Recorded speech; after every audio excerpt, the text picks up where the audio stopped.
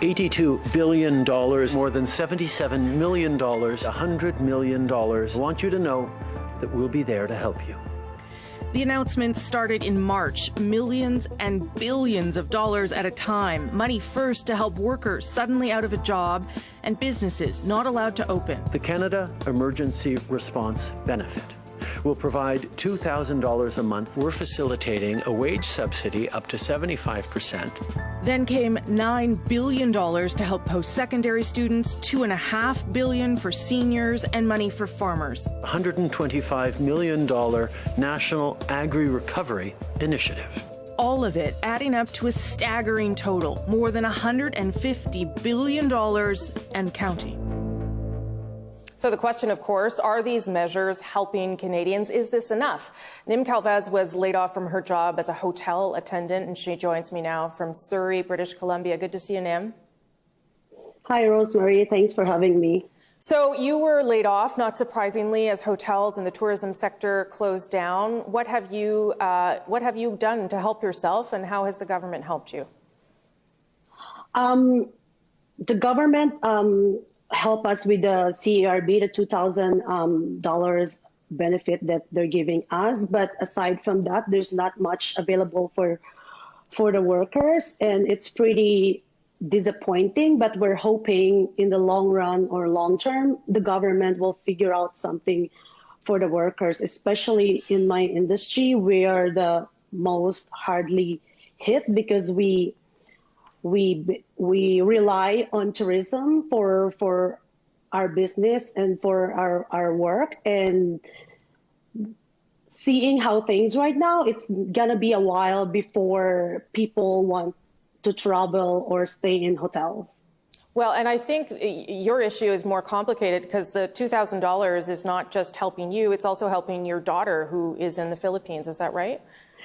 Yes. So aside from myself, I'm helping a family in Philippines, and I'm sending them money mostly every month. And the living expenses in Vancouver alone is very expensive. From $2,000, my rent is almost $1,500, $500. What's left for food and groceries, and that's nothing. And I am using other resources like credit card to stay afloat.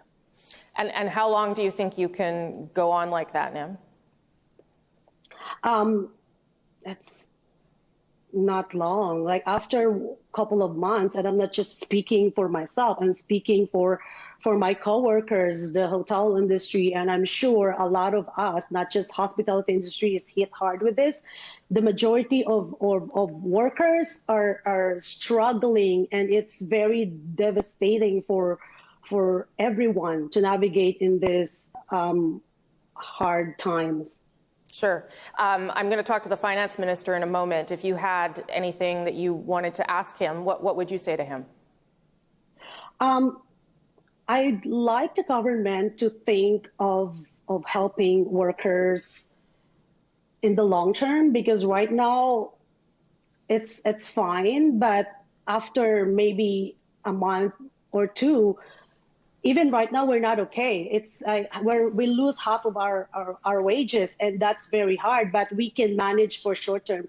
Long term, we need the government to think about how are we gonna survive as an industry. As I've said, like, we rely on tourism, and it's gonna be a while before it's gonna come back. Who knows if we're gonna come back this year? We're thinking more likely it's gonna take us 18 to 24 months to recover. And losing our job, we also lose our health benefits, and our right to return to work is in jeopardy as well. So we're not just looking at financially, but we are looking with a big picture and our future.